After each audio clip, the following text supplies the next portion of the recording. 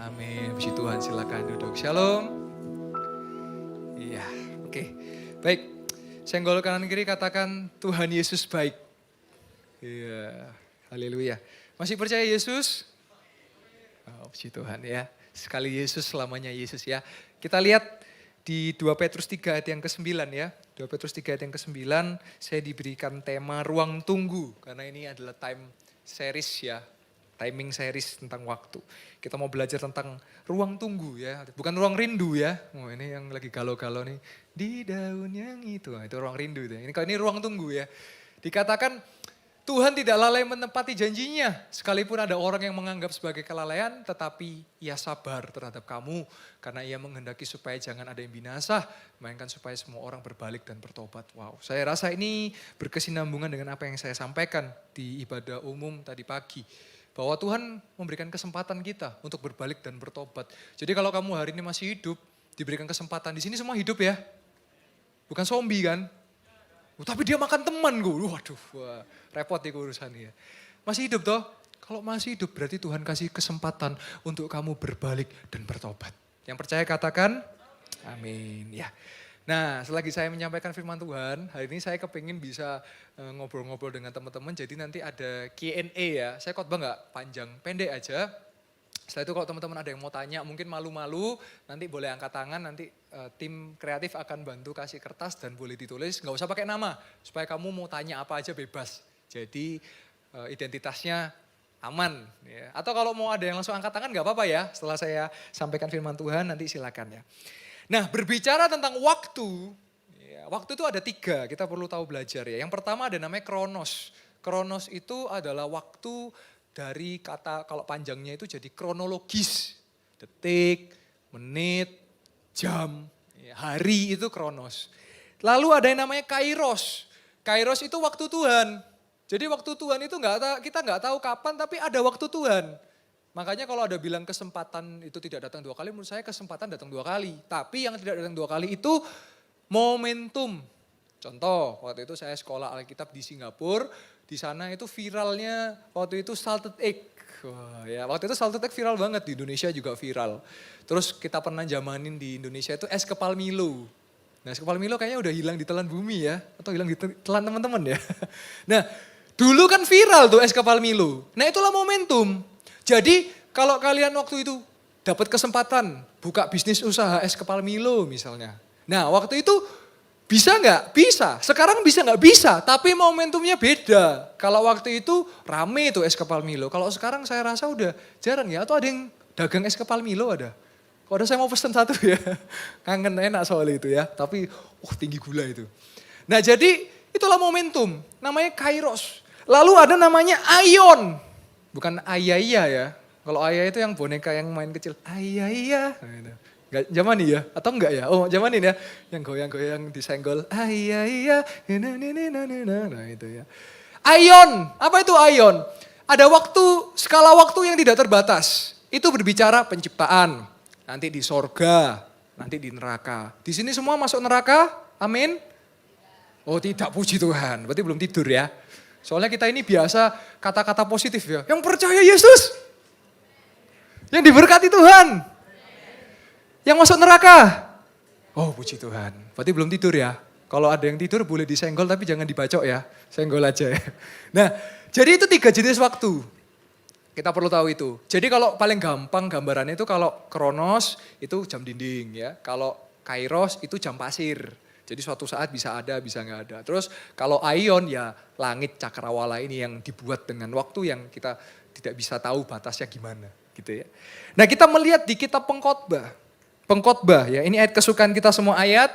Terakhir udah mau selesai. Habis ini silakan ya yang mau tanya-tanya. Kalau mau nulis boleh angkat tangan, nanti kita bisa ditulis, nanti dikasih ke teman-teman, nanti saya akan bantu jawab ya. Dikatakan bahwa untuk segala sesuatu ada masanya. Ada yang SMP di sini? Anak SMP? Apakah SMP waktunya untuk berpacaran dan bermesraan? Oh tidak. Yang SMA? Kisah kasih di sekolah dengan si doi. Wah, itu ya. Jadi semua ada masanya. Kata masa di sini menggunakan kata waktu. Jadi kalau masih bayi makan bubur. Kalau sudah SD makan apa? Nasi. Kalau sudah tua makan apa? Ya nasi juga bubur. Kebalik. Ya bisa bubur, bisa nasi. Karena nasi sudah menjadi bubur. Nah itu. Untuk apapun di bawah langit ada waktunya. Yang SMP, yang belum punya SIM. Ojo trek-trekan naik di jalan. Ya. Tuh, tapi kan saya sudah bisa ngebut kayak Valentino itu. Valentino yang gol-gol kalau beda ya. Valentino Rossi ya kan. Tunggu dulu, sabar. Saya ini kadang-kadang ngeliat, tapi saya percaya di sini nggak ada ya. Kalau pakai istilah itu bocil-bocil ya. Itu kalau naik motor nggak pakai helm, cenglu, cengpat gitu ya. Trek gini ya, standing gitu ya. Geblak ya. Jadi hati-hati. Terus lihat di ayat yang keempat, Pengkhotbah 3 ayat yang keempat. Ada waktu untuk, siapa di sini yang suka menangis? Gembeng, oh ya. Gak apa-apa, ada waktu untuk menangis. Like gembeng gue siti-siti, nangis. Cengeng ya, disenggol, nangis. Ya toh. Ada waktu untuk menangis. Cowok-cowok, halo. Gak apa-apa. Kamu mencintai seseorang, terus seseorang itu mengkhianati kamu. Aku sudah berikan segalanya. Nangis, ya kan. Ada waktu untuk menangis. Ada waktu untuk tertawa. Jadi ojo ketawa-ketawa dewe ya. Di pojokan sana ke gereja loh. Kayak ini contoh loh, langsung. Gak apa-apa masuk. Di pojokan sana ya. Duduk ketawa-ketawa sendiri. Kan hati yang gembira adalah obat. Kayak ngono, kowe butuh obat. Ya. Jadi ada waktu, semua ada waktu. Ini berbicara menunggu, ruang menunggu ya. Terus ada waktu untuk meratap. Meratap itu apa sih? Kayak, hidupku ini kenapa ya? Aku perlu belajar sesuatu. Nah itu meratap. Terus ada waktu menari. Menari ini bicara sukacita, bukan nari-nari joget deh. Tok-tok itu ya. Jadi menari itu maksudnya sukacita gitu loh. Jadi kita jangan letterlek mengharfiakan ini. Nanti di gereja mau joget-joget ini. Loh kenapa? Loh kata Koyol ada waktu untuk menari. Lah ini. Berarti butuh obat. Nah itu. Ayat yang terakhir, ayat yang ke-11. Habis ini kita masuk Q&A ya. Iya, Tuhan membuat segala sesuatu indah pada. Berarti kalau belum indah, belum. Ya udah. Waktunya di sini bukan menggunakan huruf besar ya. Jadi di sini itu waktunya kalau biasa ini karena ini kan di caps lock ya. Tapi kalau dalam kalian lihat di pengkhotbah itu kalau itu nyanya Tuhan itu ada stripnya. Kalau ini kan nggak ada strip. Jadi indah pada waktunya ya kalau bayi ya jadilah bayi. Kalau PAUD ya PAUD. Kalau SD ya SD gitu loh. Kalau SMP ya SMP. SMA ya SMA, kuliah ya kuliah, kerja ya kerja, nikah ya nikah. Gitu. Jadi semua tuh indah pada waktunya. Jadi kalau belum indah, belum. Nah itu. Bahkan dia memberikan kekekalan dalam hati mereka. Tetapi manusia tidak dapat menyelami pekerjaan yang dilakukan dari awal sampai akhir, Alfa dan Omega. Dia Tuhan Allah Alfa Omega yang awal dan yang akhir. Jadi hari ini saya mau katakan, sabar. Nunggu. Sabar itu indah, sabar itu baik. Kapan indah sama baiknya? Sabar. Jadi gak apa-apa, ada waktu untuk menangis. Waktunya bukan nangis terus nangis ya itu berarti butuh obat. Semua ada waktunya teman-teman. Jadi enjoy the process.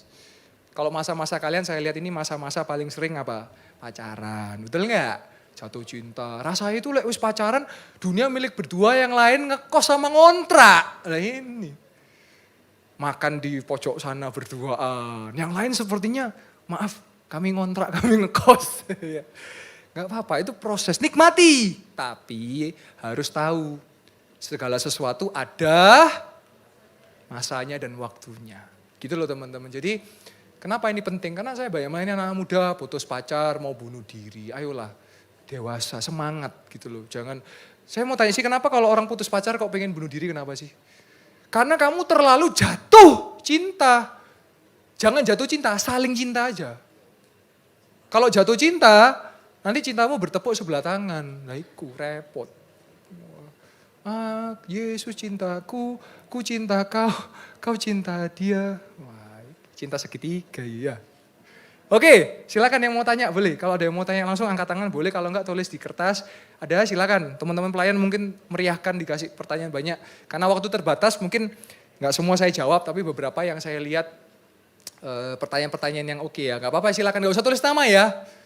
Terus enggak usah gambar-gambar. Saya itu pernah dapat salib. God bless you Koyoel. Ini digambar salib gitu ya. Jadi mengerti ya hari ini kita belajar bahwa segala sesuatu itu ada masanya. Kalau sama Tuhan wis nikmati, indah pada waktunya. Karena ada waktu, ada menunggu. Dan dia memberikan kesempatan kita. Ya, kalau kita diberikan nafas hari ini. Di sini semua bernafas ya. Kalau kita bernafas berarti Tuhan mau kita berbalik dan bertobat. Ya, jadi nikmati, enjoy. Artinya enjoy itu tetap dalam batasan. Ya, bukan seenaknya, sebebasnya gitu. Tapi tetap dalam kebenaran. Karena kita mau hidup di dalam kebenaran, dalam aletheia ya, kalau bahasa aslinya itu aletheia. Begitu. Oke, udah ada pertanyaan yang sudah selesai mungkin supaya ada, boleh, gak apa-apa dikumpulkan aja. Kasih ke saya. Mudah-mudahan ini pertanyaan Anda mewakili semua ya. Jadi semua tanya, satu yang tanya tapi semua itu kena ulti gitu loh. Ya, ya baik, saya ambil semua, saya lihat mana yang baik. Saya cek ya.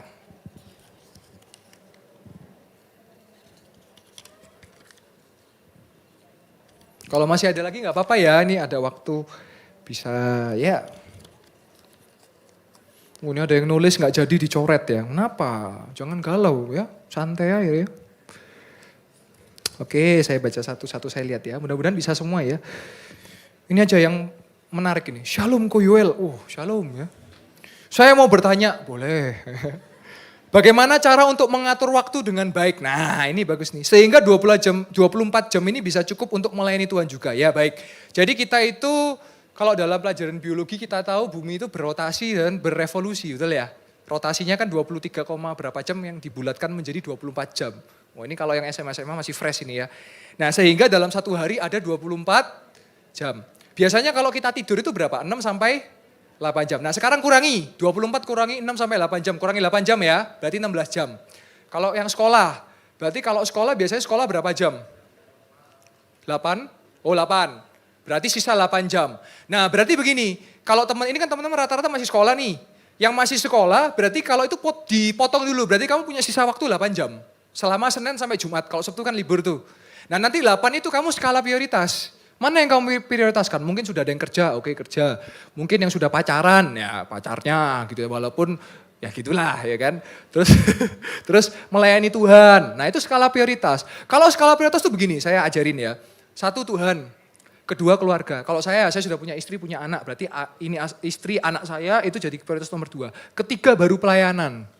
Ketiga itu pelayanan, pekerjaan, sekolah, kuliah. Keempat baru teman atau pacar. Kenapa saya taruh pacar di nomor 4? Karena belum tentu jadi istri atau suamimu, betul nggak? Terus kadung rugi investasi bodong, ya toh.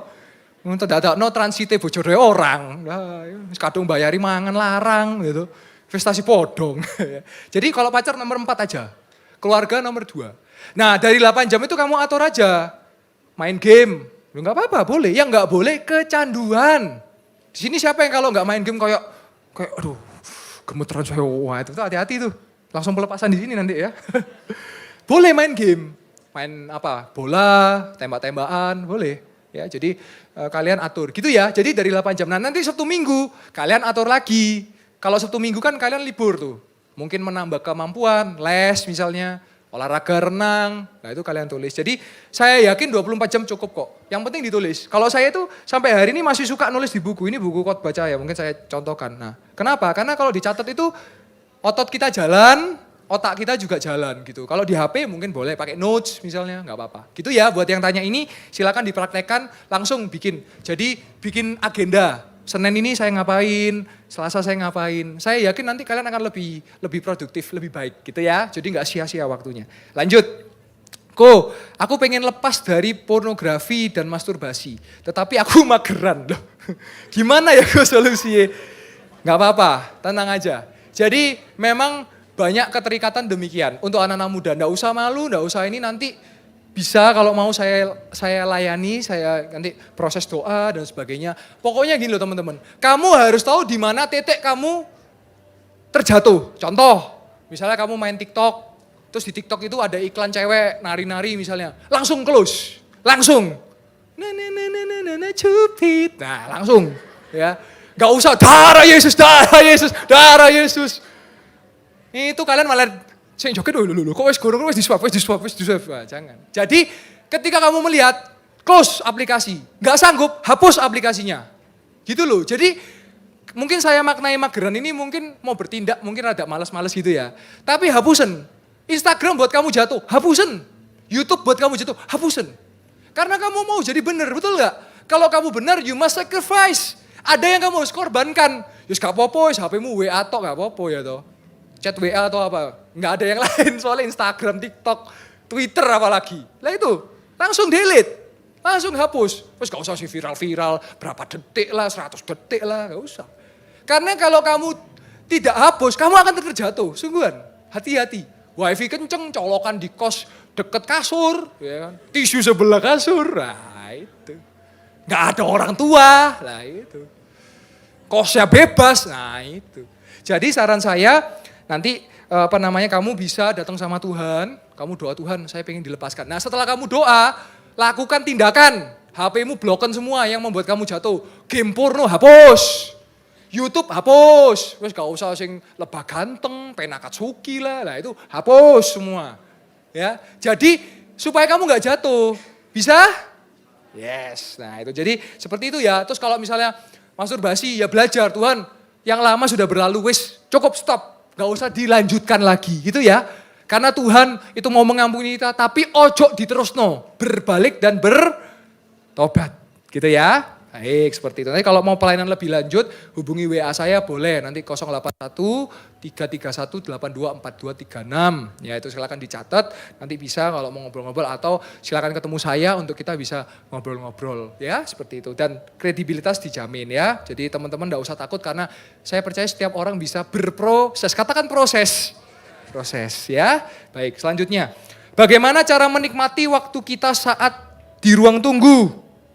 Di saat mulai jenuh, tidak sabar, pakai ilmu hati, pakai tiga gitu ya. Ya, jadi memang menunggu itu adalah sesuatu yang menyebalkan bagiku.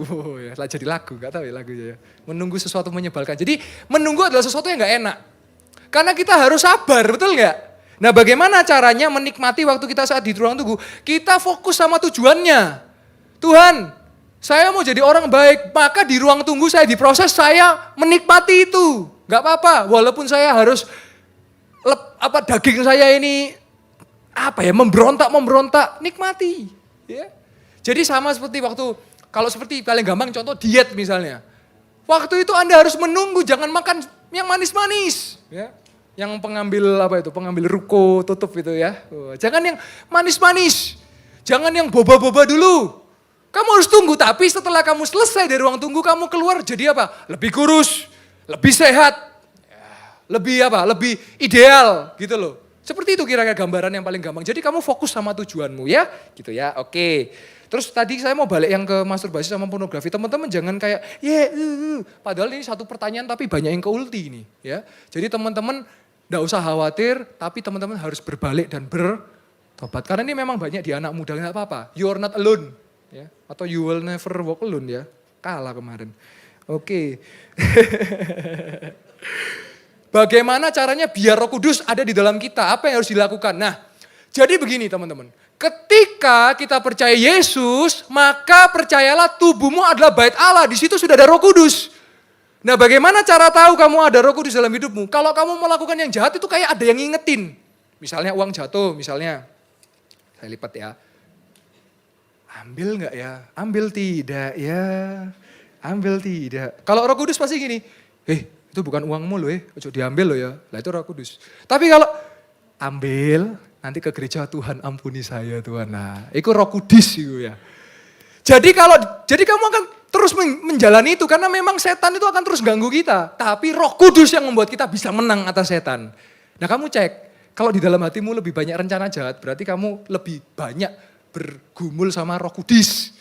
Tapi kalau dalam hatimu wis ampuni, wis doakan yang menganiaya kamu, jangan mengutuk yang bersalah. Lah berarti itu sudah ada Roh Kudus. Gitu ya paling gampang ya.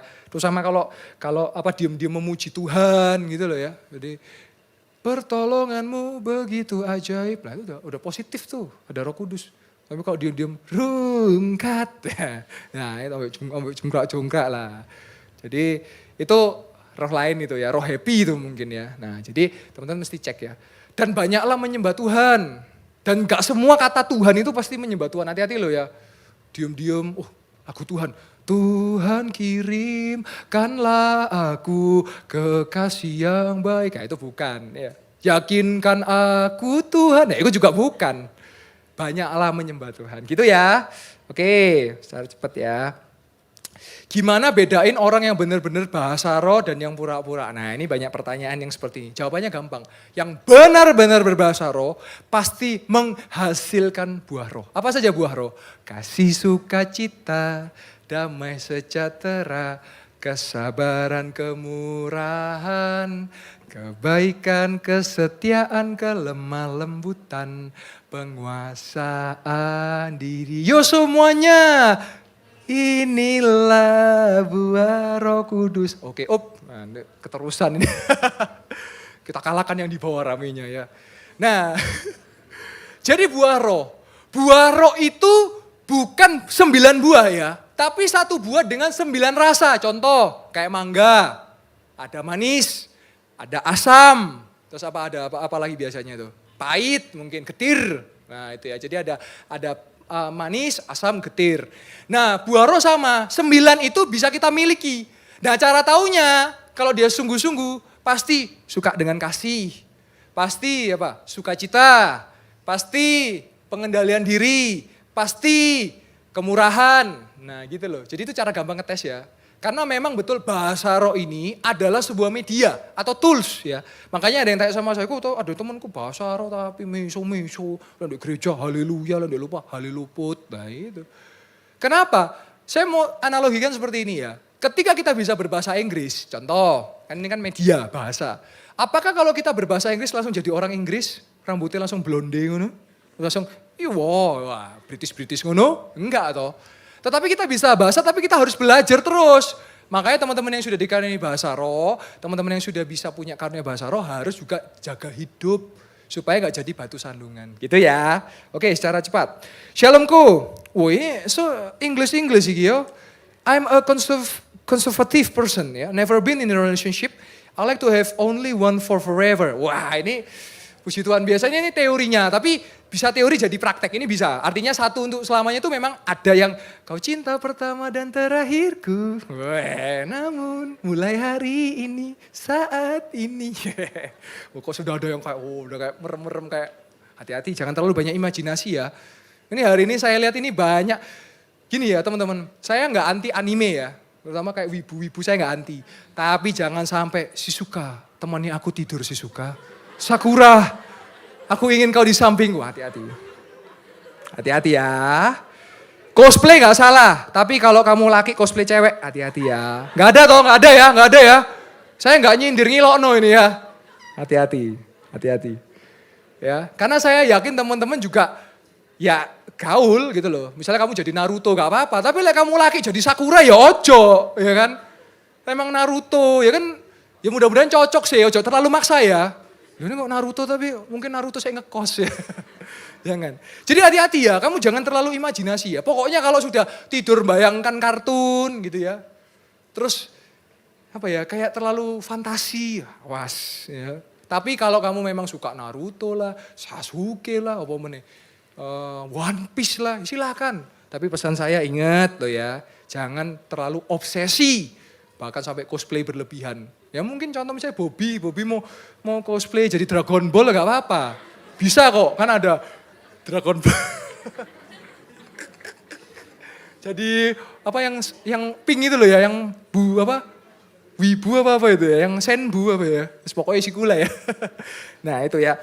Oke, lanjut ya. Lately there's a boy looking so nice. So nice. So nice. And I don't know how to take this time, how to face this time.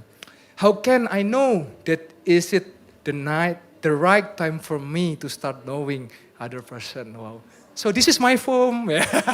Ini puisi saya, soalnya kayak puisi ya. Oke, jadi teman-teman, ada satu formula dalam jodoh ya yang saya bisa sampaikan buat teman-teman. Jodoh dari Tuhan adalah the right person at the right moment. Orang yang tepat di waktu yang tepat. Kadang-kadang bisa jadi dia orang yang tepat tapi di waktu yang gak tepat. Contohnya, kalian berjumpa di SMA. Mungkin itu belum waktu yang tepat. Tapi orangnya tepat. Apa yang harus kalian lakukan? Menunggu.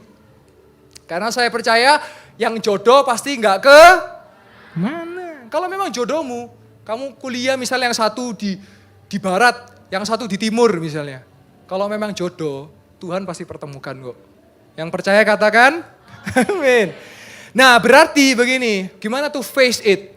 Kalau memang kamu berpikir itu right person, apa parameter right person? Satu, membawa kamu dekat kepada Tuhan. Dua, kamu jadi positif lebih lagi. Tiga, orang tuamu pasti merestui. Dan empat, pasti jadi nikah. Nah sekarang, kamu belum mau nikah toh, masih SMA toh? Sabar, nah ini ruang tunggu ini juga membahas itu, sabar.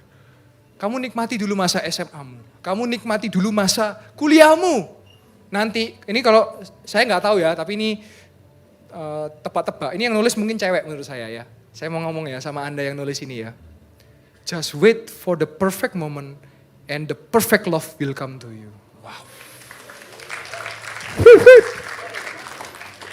Karena wanita itu seperti bunga, seperti kembang. Kudu kembang desa loh ya. Pakai rondo bukan. Tapi kamu tuh seperti kembang gini loh, seperti bunga itu gini. Kamu tinggal tunggu lebah itu datang dan ya terjadilah madu di situ gitu loh. Bukan di madu ya. Tapi kamu percaya kalau kamu jadi bunga yang indah, bunga yang cantik, lebah yang jantan akan menghinggap. Wis itu aja rumusnya. Jadi tunggu aja sabar. Kalau kamu sudah merasa dia right person, just wait for the right moment itu aja. Sabar wis, indah kok. Kenapa saya bisa bilang saya sudah nikah kok. Ini tahun ketiga dan saya bersyukur saya menemukan right person at the right moment. Saya bersyukur anak yang baik. Saya bersyukur istri yang baik. Ya, baik ini beberapa pertanyaan lagi ya. Yang secara cepat aja saya pilih ya. 2 ya.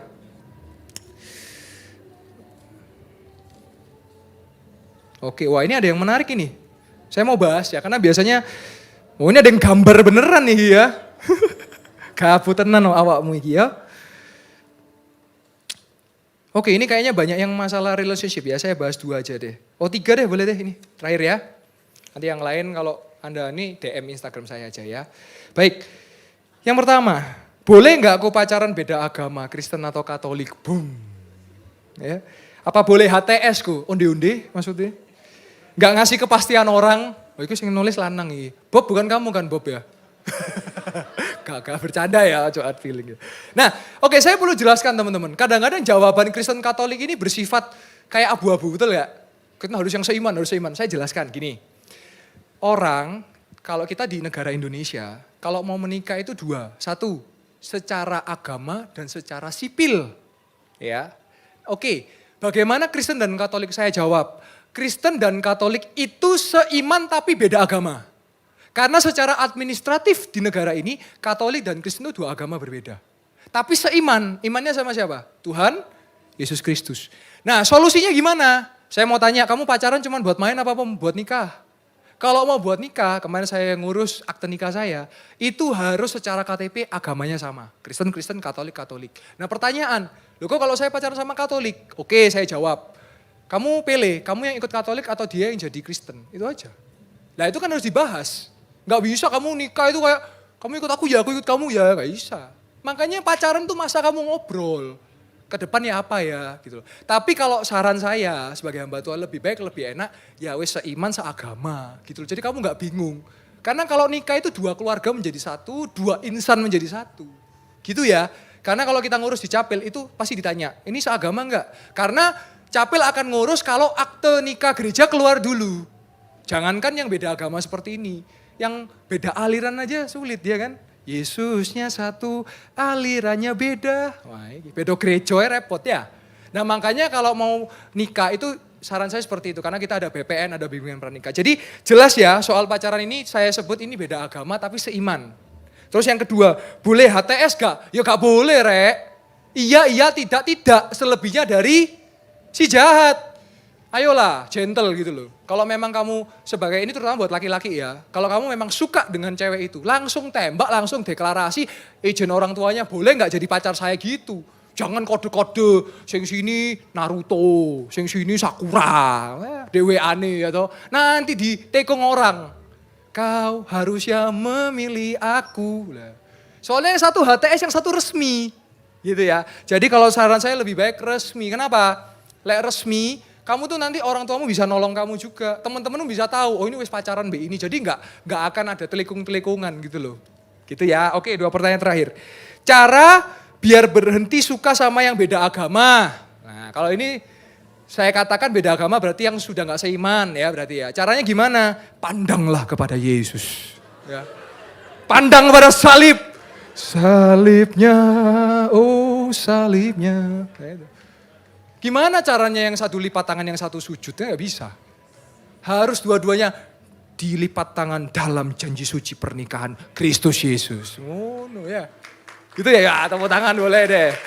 Ya. Wes talarek gak usah lihat-lihat artis. Tapi itu artis bisa. Sekarang banyak gak artis yang cerai-cerai? Yo, mau diikuti tak kayak gitu? Kemarin ada tuh yang juga habis cerai juga. Ada yang selingkuh, ada yang ini. Wes talarek, gak usah ikut-ikut gitu. Kamu yang nikmati sendiri, kamu yang jalani sini dengan kebenaran. Jadi caranya gimana? Ya kamu katakan dalam hati, saya mau pernikahan yang kudus dan saya mau pernikahan yang benar. Gitu ya. Oke terakhir ya, habis ini kita akan perjamuan kudus ya. Ko Yoel mau tanya, jika kita punya kesabaran yang kecil, bagaimana kita bersabar menunggu? Karena tidak semua orang punya kesabaran. Yo, ngerti, ini pakai tanda seru meneh. Ya. Ya, memang gak semua orang punya kesabaran. Tapi percayalah buah roh kita punya kesabaran. Nah caranya gimana? Gini ya teman-teman, Tuhan kita itu ajaib. Kalau kamu doa, Tuhan aku minta kesabaran. Pasti biasanya sekitarmu itu akan menjengkelkan. Dan kamu akan diuji langsung seketika itu. Jadi langsung pengujiannya itu langsung seketika. Nah gimana caranya? Ya belajar. Belajar sabar. Nah saya tutup dengan sebuah cerita ya terkait sabar, menunggu ini dan sebagainya. Tapi ini mungkin cerita ini bisa menjadi aplikasi. Suatu ketika saya pulang dari Israel, saya jemput istri saya di rumah mertua saya di Sidoarjo, di Krian. Terus kami mampir di rest area. Nah ketika kami mampir di rest area, kan itu kan ada parkiran tuh. Saya parkir mobil lah, kok pas di parkir itu ada mobil nabrak mobil saya. Jedar! Roh Kudus gitu ya. Wis meluap-luap ini. Untung saya punya istri yang baik, yang penyayang, yang ngingetin. Wis kok sabar. Haleluya gitu ya. Singkat cerita saya buka pintu mobil saya. Saya lihat puji Tuhan mobil saya gak apa-apa. Karena yang nabrak mobil saya itu mobilnya ceper. Sedan itu loh yang kalau knalpotnya banter tapi gak kenceng itu loh. Yang wis polusi gak kenceng meneh ya. Jadi lendeta loh kayak ngambil jalan kiri gue ya. Terus sahabat jeder. Terus saya lihat. Lah pelek saya kan besi toh. Yang hancur punya dia. Remuk. Puji Tuhan. Akhirnya saya datangi orangnya kan. Mas, gitu. Dia udah takut. Lah biasanya kan orang yang salah lebih galak biasanya ya. Tapi kali itu dia langsung, dia buka turunkan kacanya itu. Maaf ya mas, maaf ya. Ya nggak apa-apa, saya mengampuni. Ya. Terus saya bilang, berikutnya kalau mundur lihat toh spion. Saya bilang gitu, supaya nggak nabrak lagi. Oh iya siap mas. Ya maaf ya mas, ya saya sudah mengampuni. Ketika jendela naik dalam hati, yo kudu mobilku saya ngerembok. Tapi dia yang ngerembok ya. Ya tapi maksudnya dari pelajaran itu, semua itu proses. Gitu ya teman-teman ya, bisa ya. Jadi saya percaya pertanyaan yang sudah dijawab, itu bisa menjadi berkat buat teman-teman semuanya. Dan saya undang pemain musik boleh maju ke depan, kita mau perjamuan kudus. Dan perjamuan kudus ini teman-teman, semua yang sudah percaya kepada Yesus, yang menerima Tuhan Yesus sebagai Tuhan dan Juru Selamat, engkau layak untuk menerima tubuh dan darah Kristus ya.